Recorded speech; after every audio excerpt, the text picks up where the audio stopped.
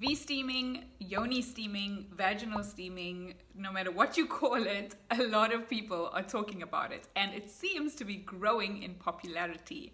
But what is vaginal steaming and how does it work, if it works at all, and how can you do it safely, and what are some of the other things that you need to keep in mind if you are considering doing this practice? So vaginal steaming is not a new practice. People from Asia, Africa, Central America, throughout the world for centuries have been using vaginal steaming. But they're using it for different reasons than people like Gwyneth Paltrow, Kourtney Kardashian, or Chrissy Teigen may be using it for today.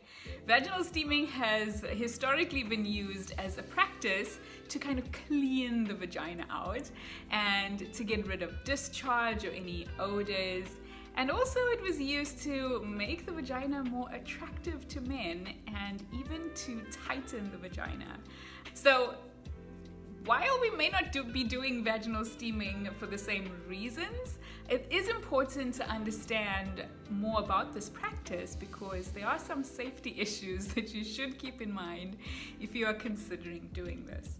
So I've been getting this question a lot lately and it's been flooding my feed on basically all my social media platforms where people are either selling these like herb mixtures for yoni steaming, or people are asking me like, I'm interested in vaginal steaming for XYZ reasons, what do you think? And so I have been questioning myself about this because from a medical standpoint, my brain is telling me, like my medical brain is telling me that this doesn't make sense to me. Like I don't understand how putting steam to your vulva is actually going to do all the things that it's purported or claimed to do. Because people are using vaginal steaming, I'll just read a list of things that people are saying that they're using vaginal steaming for. So to detoxify the uterus, to balance hormones, they are using it for recovery after childbirth, to increase fertility, to relieve hemorrhoids, to increase energy, to have fewer headaches. It's been used for stress and depression relief as well as pain relief. It's like, it doesn't make sense to me how putting steam to your vulva is going to do all of these things. And so I looked into it to find if there was any studies or anything, any scientific data that could tell me, number one, does this work? But number two, how does it work?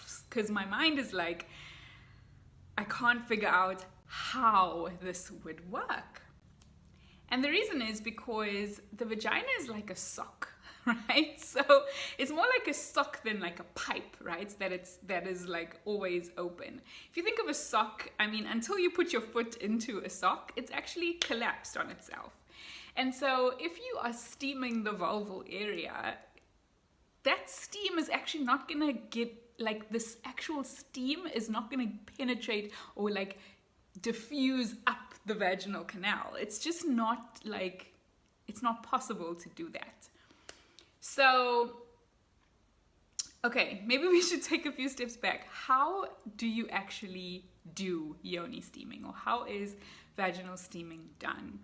Well, typically you take some kind of herb mixture. People use herbs like basil, mugwort, rosemary. There's a whole lot of things that people could put into these herbal blends, including the other day I watched a video that was sent to me where people were adding onions and garlic and cinnamon. It's like, I don't know, it's like, I feel like there's an infinite number of spices and herbs that could be added into a yoni steaming blend. But essentially, the herbs are steeped in boiling or hot water and they're left to sit there, and then that steam that is given off from the hot water mixture is what is used for the steaming process. So typically you would either sit on like a little chair that has a hole cut out, or you could even put a a bowl of the hot water with the herbs into the toilet and then sit on the toilet. But essentially you would need to be sitting on top of the source of the steam and then cover yourself with a blanket or like a sheet or something to avoid the steam from escaping. And typically I've seen that you could sit there for anywhere from 20 minutes to an hour. Now you could do this at home, but there are some like spas that actually provide this service. And essentially, you know, what's claimed is that steam that's infused with the herbs is what actually has the effect on your body. Now, don't get me wrong, people who have done yoni steaming and who have done this practice, they swear by it. Like, people will have given rave reviews about this practice, but to me it doesn't actually make like logical sense, because the vagina is like a sock, right? So the steam is actually not going to get up into the vagina. But if I think about it, like, how could it possibly work?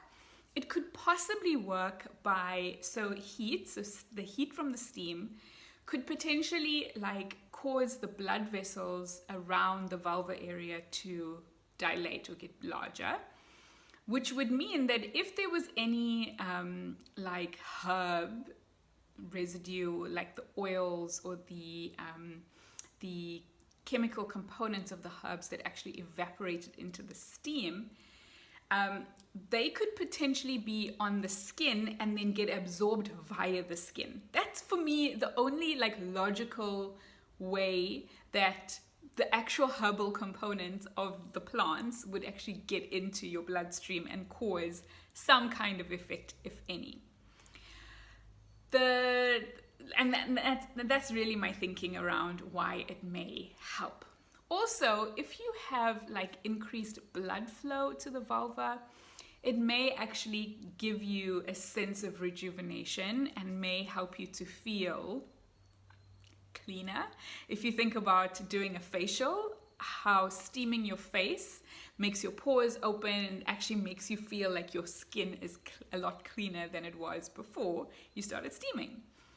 So that's like what I can think of, but I could not find any scientific literature or data that showed or put forward a suggestion about how this practice actually could potentially work and whether or not it could have some kind of therapeutic effect. All we have really is the stories of people who have like basically shared that re-steaming has worked for them.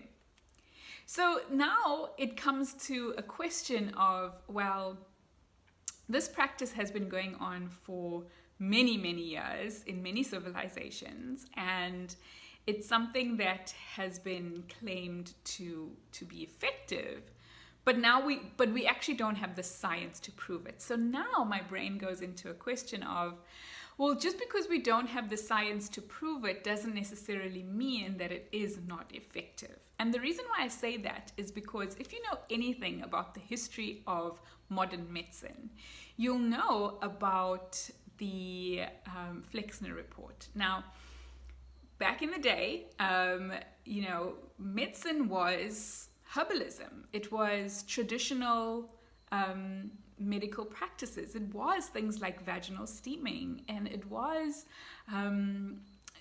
the indigenous knowledge systems of the day, and the doctors of the day were really plant medicine men and women, and they really knew about the medicinal properties of different plants, and they, through trial and error, through divine inspiration, they used the plants at their disposal to help to treat people.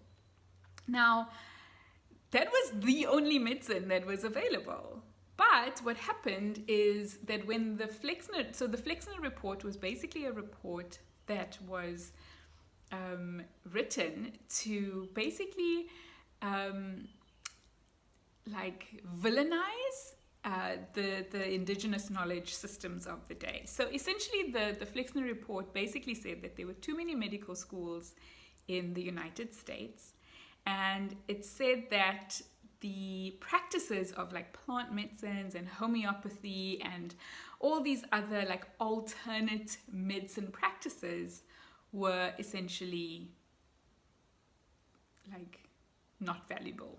So they were basically like woo-woo and, you know, snake oil, and they didn't work and they were unscientific. And so half of the medical schools were shut down, and the preference for pharmaceutical medicines took over. And really, this is where we first started to see practices like herbalism and homeopathy, etc., natural medicines, plant medicines, being pushed to the side and being, basically shut down in favor of pharmaceutical medicines. And so, because of that, the teachings in medical school became pharmaceutical based. And so what that meant is that plant medicines were not studied, and these indigenous knowledge systems and these practices were not studied. There wasn't any scientific backing to them because pharmaceutical companies needed people to be using medicines, and so the clinical trials that were done using these pharmaceutical medicines. There wasn't any money to be made essentially by the pharmaceutical industry by proving that plant medicines actually did have value. And so the reason why I am even mentioning this is because just because we don't have the science to prove something doesn't necessarily mean that it is not valuable. And so there are a few concerns when it comes to vaginal steaming or V-steaming that I just want to put out there, because if you are considering doing this, and if you're considering trying it, and I certainly am considering trying this, there are a few things that you need to be aware of from a safety perspective. The first is that you could potentially burn yourself, okay? So you need to be very careful about the heat of the steam, because you could get scalded, you could get burned, you could injure yourself. There is one of the only research papers that I could find was a case report of this woman who is experiencing prolapse.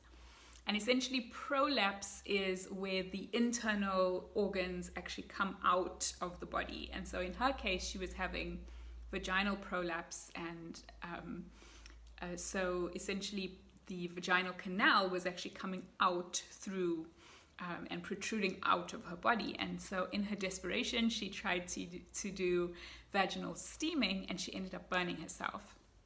And so burning yourself is a real thing. So just be very careful about the temperature of the steam that you are using. If you have any condition that causes you not to perceive pain on your skin, and if you are somebody who has potentially a very high pain threshold, just be careful that you're not using steam that is too hot.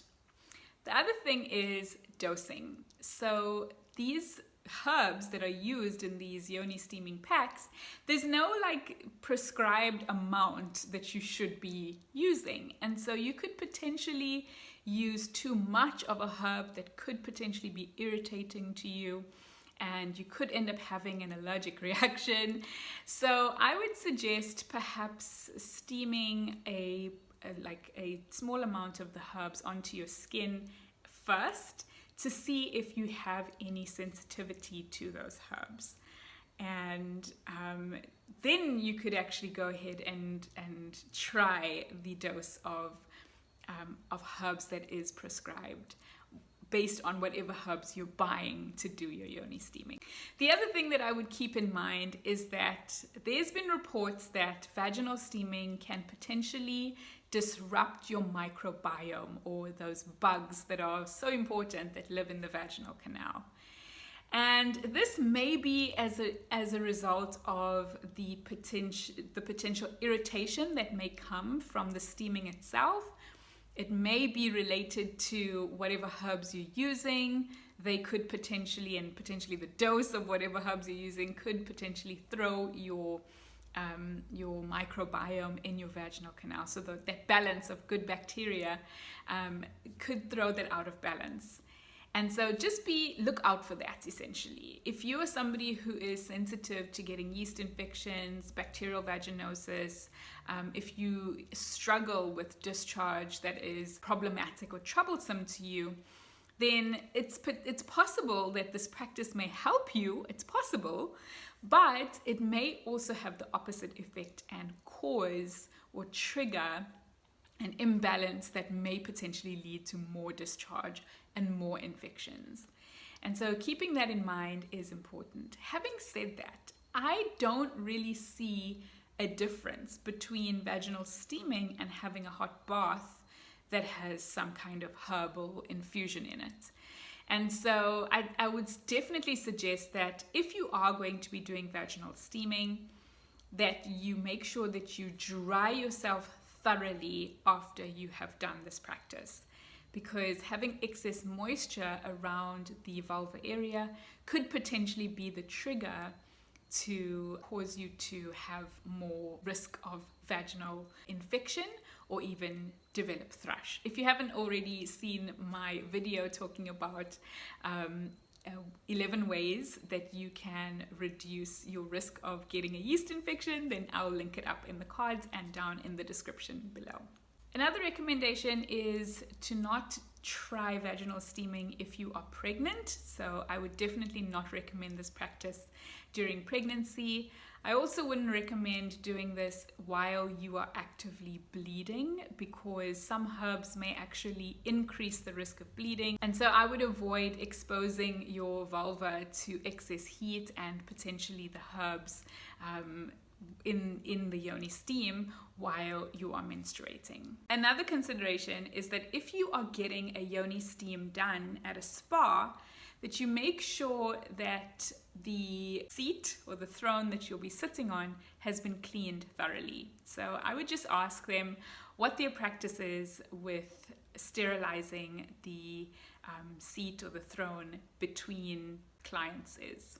So it's unlikely that vaginal steaming will help with the list of things that it claims to help with. And it could potentially be a dangerous practice if not done correctly and if you use herbs that you may be sensitive to. But if you consider all the potential side effects, and if you consider that vaginal steaming is probably not going to be that much different from sitting in a hot bath with herbs in it, and you really want to give this a try, then just make sure that you take the necessary precautions, and I would say manage your expectations. So don't expect vaginal steaming to be the solution to all of your problems, but it certainly is a practice that I think is harmless enough, if done safely, to add into your regimen, whatever your wellness regimen or routine is, to see if it actually does help for you. So I'm curious to know, have you tried vaginal steaming? If you have, please let me know what you thought of it, how it was for you, and whether or not you think that it helped you in any way. I definitely want to give this a try, and I will keep you posted when I do. Thank you so much for watching. Leave your comments, questions, and suggestions for future episodes in the comments below. Don't forget to subscribe and watch the next video on your screen, because that's the one YouTube thinks you should watch next.